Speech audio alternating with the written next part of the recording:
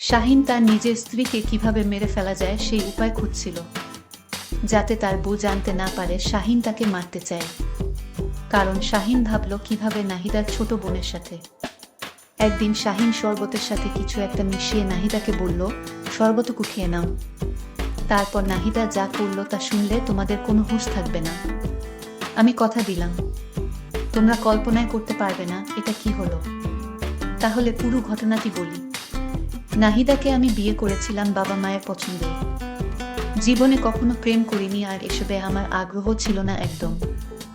একদিন হুট করে মা নিয়ে গেলেন মেয়ে দেখতে, আর সেদিন আমি সত্যিই নাহিদার সৌন্দর্যে বিমোহিত হয়ে নিজেকে আর আটকে রাখতে পারিনি। কোনো কিছু না ভেবেই হ্যাঁ বলে দিয়েছিলাম। এরপর সবকিছুর পাট চুকিয়ে অবশেষে নাহিদাকে আমি নিজের ঘরের বউ করে আনলাম। লোকমুখে অনেক শুনেছি যে সুন্দরী মেয়েরা একটু অহংকারী হয় আর স্বামীকে তেমন পাত্তা দেয় না, কিন্তু নাহিদা ছিল তার সম্পূর্ণ উল্টো। তবে একটি বিষয় আমার কাছে বেশ খারাপ লাগতো, আর তা হলো আমার স্ত্রী প্রয়োজন ছাড়া একটি কথাও বলতো না কখনো কারো সাথে, এমনকি আমার সাথেও না। অফিস শেষে বাড়ি ফিরলে ওকে সামনে বসিয়ে কেবল আমিই বক বক করতাম, আর সে আমার সামনেই অন্যমনস্ক হয়ে বসে থাকত। আমি প্রায়শই নাহিদাকে জিজ্ঞেস করতাম, আচ্ছা নাহিদা, সবসময় তো আমি কথা বলি, কিন্তু তুমি তো কিছুই বলো না, আর তুমি মাঝে মধ্যে কোথায় হারিয়ে যাও বলো তো। আমার কথা শুনে ও খানিকটা মায়ামাখা হাসি দিয়ে বলে, দুইজনই যদি বক্তা হই তাহলে শ্রোতা হবে কে, তুমিই বলো।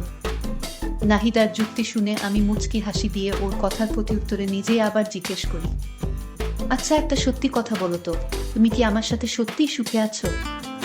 সুখে আছি মানে? তোমার মতো স্বামী পাওয়া ভাগ্যের ব্যাপার। একজন স্বামী যে তার স্ত্রীকে এতটা যত্ন করে, এর থেকে আর বেশি সুখ কি বা হতে পারে, তুমিই বলো। নাহিদার কথা শুনে স্বভাবতই আমার চোখ দুটো আনন্দের জোয়ারে খানিকটা ঝাপসা হয়ে আসত। আমার পরিবারের মানুষগুলো না কেমন যেন। নাহিদাকে তারা এতটাই ভালোবাসে যে আমি আপন ছেলে হওয়া সত্ত্বেও আমার প্রতি ভালোবাসাটা যেন নিতান্তই তুচ্ছ। লোকে বলে বেশি সুখ কখনোই ভালো না, কারণ এটা নাকি ঝড় আসার আগাম বার্তা। আমাদের পরিবারের ক্ষেত্রেও ঠিক এমনটাই হয়েছিল। একদিন আমার স্ত্রী আমাকে হুট করে বলে ওর মাথায় নাকি মাঝে মধ্যেই প্রচণ্ড ব্যথা হয়।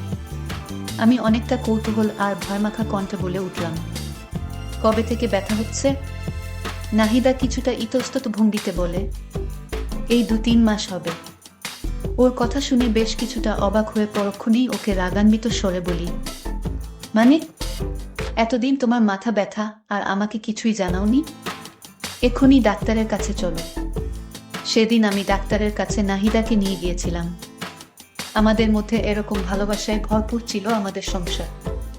আমরা দুজন খুব সুখেই দিন কাটছিল, কিন্তু আমাদের ভালোবাসায় দূরত্ব সৃষ্টি হতে লাগলো। নাহিদার সাথে শাহিনের বিয়েটা হয়েছিল বেশ জাঁকজমকপূর্ণভাবেই। বিয়ের আগে মেয়েটিকে কেবল একবারই দেখার সুযোগ হয়েছিল তার, আর সেই প্রথম দেখাতেই নাহিদাকে সে নিজের হৃদয়ঘরের সম্পূর্ণ অংশটিই ছেড়ে দিয়েছিল। নাহিদারও যে তাকে পছন্দ হয়নি তাও কিন্তু নয়, কেননা একাধারে শাহিন যেমনই সুদর্শন একজন পুরুষ, তেমনি একজন উচ্চপদস্থ সরকারি কর্মকর্তাও বটে। বিয়ের পর থেকে তাদের দুজনের সুখের কোনো কমতি ছিল না। এমনকি নাহিদার সব কথাই শাহিন রাখার চেষ্টা করত।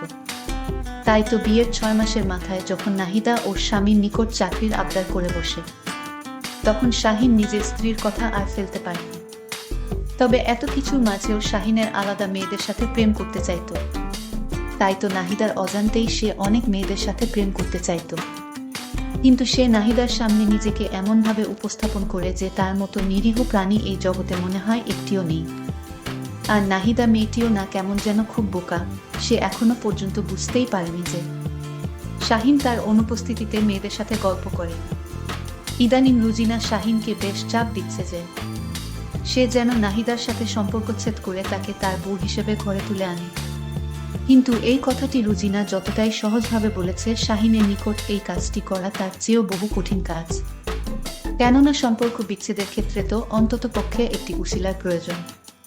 কিন্তু অবাক করা বিষয় হলো, নাহিদা মেয়েটি এতটাই নমনীয় মনের অধিকারী যে বিয়ের পর ওর সাথে শাহিনের কোনো বিষয় নিয়ে একবারও কথা কাটাকাটি হয়নি। শাহিন দরজাটা আস্তে করে ঠেলে দিয়ে নিজেদের বেডরুমে প্রবেশ করল। ওইদিকে কম্পিউটারের সামনে বসে নাহিদা একমনে কাজ করছে। নিজের সামনে গ্লাসে শরবত নিয়ে স্বামীকে দাঁড়িয়ে থাকতে দেখে নাহিদা অবাক হলো না।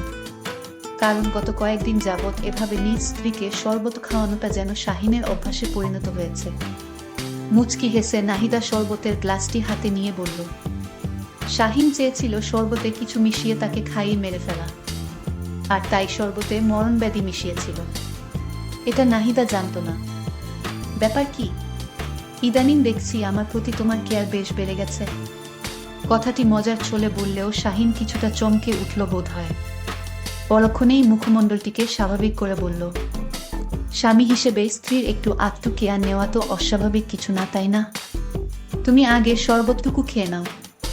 নাহিদা মুখে কিঞ্চিত হাসির রেখা টেনে বলল, এখন খাবো না, আগে রাতের খাবারটা সেরে নেই, তারপর খাবো। আজ তোমার প্রিয় ভুনা খিচুড়ি আর খাসির মাংস রান্না করেছি, টেবিলে চলো, দুজন একসাথে খাবো। নাহিদার কথায় শাহিনের চোখে মুখে বিরক্তির আভা ফুটে উঠলেও সে ঠান্ডা শরবত খাওয়ার জন্য আর ওকে জোর করতে পারল না। তবুও সে মনে মনে বলছে, আজ যেভাবেই হোক তোকে আমি শরবতের সাথে খাওয়াবই। খাবার টেবিলে শাহিনের সামনে গরম গরম খিচুড়ি আর খাসির মাংস নিয়ে বসে আছে নাহিদা। সে শাহিনের প্লেটে খিচুড়ি আর মাংস ঢেলে দিচ্ছে, কিন্তু এদিকে তার যেন খাওয়ার কোনো নামই নেই। অজানা কৌতূহলে শাহিন জিজ্ঞেস করল, কি হলো, তুমি খেতে বসছো না যে? নাহিদা পুনরায় মুচকে হেসে বলে, আমি পরে খাবো, তুমি এখন খাও। সেটা আবার হয় নাকি?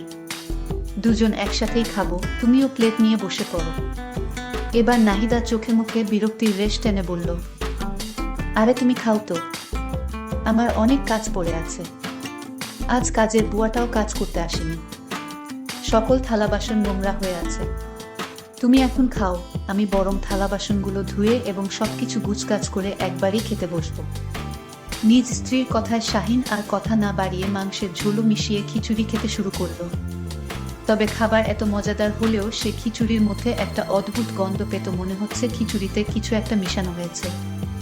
এসব ব্যাপারে সে আর নাহিদাকে জেরা করল না, কারণ এমনিতেই মেয়েটি সারাদিন অফিস করে এসে এত কষ্ট করে তার প্রিয় খাবার রান্না করেছে, আর এর উপর যদি এসব নিয়ে সে দোষ ধরে তাহলে নিশ্চয়ই নাহিদা কষ্ট পাবে। শাহিনের পেটের মধ্যে কেমন যেন জ্বালাতন করছে। সহ্য করতে না পেরে শাহিন চিৎকার দিয়ে নাহিদাকে ডেকে উঠল, কিন্তু নাহিদার রান্নাঘর থেকে কোনো সাড়া শব্দ আসছে না। কাতরাতে কাতরাতে এক পর্যায়ে শাহিন মরে গেল এবং কষ্ট সহ্য করতে না পেরে সে মেঝেতে লুটিয়ে পড়ে। কিছুক্ষণ পর নাহিদা এই মুহূর্তে বসে আছে শাহিনের নিথর দেহের ঠিক পাশে, যেখানে তার অঝোর ধারায় স্বামী হারানোর আর্তনাদ করার কথা ছিল। সেখানে সে এই মুহূর্তে নির্লিপ্ত ভঙ্গিতে বসে আছে। সে জানে এখন শাহিনের মরা দেহটাকে কিভাবে রেখে জনসাধারণের মাঝে হার্ট অ্যাটাক বলে চালিয়ে দিতে হবে। টেবিল থেকে ফোনটা নিয়েই নাহিদা শরীফের কাছে কল দিল। এই ছেলেটির সাথে তার পরিচয় হয়েছে খুব বেশি দিন নয়, কেবল 2 মাস। শরীফ আর নাহিদা একই অফিসে কাজ করে, আর সেই সুবাদেই তাদের মাঝে এক গল্প শুরু হয়ে যায়। আর শাহিনকে মেরে ফেলার প্ল্যানটি স্বয়ং শরীফই তাকে দিয়েছিল, কেননা শাহিনকে যদি কোনোভাবে দুনিয়া থেকে সরানো যায় তাহলে ওর সহায় সম্পত্তির অনেকাংশের অংশীদারই হবে নাহিদা। তাছাড়া সরকারিভাবে যে ভাতা পাওয়ার কথা সেটা তো বাদই দিলাম। অপরপাশ থেকে কলটি রিসিভ করি শরীফ বেশ উৎসুক কণ্ঠে জিজ্ঞেস করল, কি ব্যাপার, সবকিছু ঠিকঠাক করেছ তো? হ্যাঁ, এখন ওর লাশ বিছানায় পড়ে আছে। আচ্ছা, বাকিটা যেভাবে যেভাবে বলেছি সেভাবে করে রেখো, যাতে সন্দেহের কোনো অবকাশ না থাকে। আচ্ছা ঠিক আছে। কলটি কেটে দিতেই নাহিদার চোখ যায় টেবিলে রাখা সেই শরবতের গ্লাসটির দিকে। মুহূর্তেই তার চোখ বেয়ে 2 ফোঁটা অশ্রু গড়িয়ে পড়ে। যত যাই হোক, শাহিন যে বিয়ের পর থেকে এতগুলো দিন তার কাছে এক শ্রেষ্ঠ স্বামীর ভূমিকায় ছিল, সেটা নাহিদার অস্বীকার করার সুযোগ নেই। ধীর পায়ে সে গ্লাসটির দিকে এগিয়ে গিয়ে সেটি হাতে গুজে নেয়। সে যদিও তার স্বামীর খুনি, কিন্তু এই মুহূর্তে এই গ্লাসের ঠান্ডা শরবতটুকু খেয়ে সে শাহিনের শেষ আত্মাটুকু রক্ষা করতে চায়, তাই শরবতটুকু খেয়ে নিল। খাওয়ার পর নাহিদা বিছানায় বসে ব্যথার যন্ত্রণায় ছটফট করছে। কিছুক্ষণ পর ওর মুখ দিয়ে ছিটকে আসে। দারুণ পেটের যন্ত্রণা যেন আরও একটু বাড়ল। একদিক থেকে রুজিনা শাহিনের নাম্বারে একের পর এক কল দিয়ে যাচ্ছে, অপরদিকে শরীফ নাহিদার নাম্বারে দিয়ে যাচ্ছে একের পর এক কল। কিন্তু দুঃখের বিষয় এপাশ থেকে কেউই তাদের কল রিসিভ করছে না। পরদিন শাহিনের বাড়িতে সাংবাদিক এবং পুলিশের হট্টগোলে এক বিরূপ পরিবেশের সৃষ্টি হয়। মিডিয়ায় খবর প্রকাশ হচ্ছে যে পারিবারিক কলহের জেরে স্ত্রীর স্বামীকে কিছু একটা খাইয়ে হত্যার পর স্ত্রীর পুনরায় নিজেই মরে যায়। কিন্তু তারা আদৌ জানে না যে ওরা একে অপরের ফাঁদে পড়ে। এই মুহূর্তে উভয়েই নরকের পথে ধাবিত হচ্ছে। এটাই তো কাম্য। নাহিদাকে বেশ কিছুক্ষণ যাবৎ ডাকাডাকি করেও কোনো সাড়া শব্দ পেলাম না। অনেকটা কৌতূহল নিয়ে নাহিদার বিছানার কাছে গিয়ে ওকে ডাক দিতে যাব, ঠিক তার পরক্ষণেই আমার বুকটা কেঁপে উঠল। আমি আকস্মিক ওর কাছ থেকে কিছুটা দূরে সরে গেলাম, আর ঠিক পর মুহূর্তেই নাহিদাকে জড়িয়ে ধরে চিৎকার করে কেঁদে উঠলাম। পাশের রুম থেকে আমার মা চিৎকার শুনে দৌড়ে এসে ঘটনার আকস্মিকতায় তিনিও হতভম্ব হয়ে স্থির চিত্তে দাঁড়িয়ে রইলেন। মা এই চিত্র দেখে অবাক হয়ে গেল। বন্ধুরা তারা দুজনেই চেয়েছিল একে অপরকে মারতে, কিন্তু তাদের ইচ্ছা পূরণ হয়েছে। বন্ধুরা, পরিশেষে তোমাদের বলে রাখা ভালো লোক মানুষকে ধ্বংস করে দেয়। এই গল্পের মাধ্যমে বলা যায়, অতি লোভে তাতি নষ্ট। তাই তোমরা কখনো এই ধরনের কাজ থেকে বিরত থাকবা। বন্ধুরা, আজকে গল্পটি কেমন লাগলো তা কমেন্ট করে অবশ্যই জানাইবা। আজকের মতো এখানেই বিদায় নিলাম। আল্লাহ হাফেজ।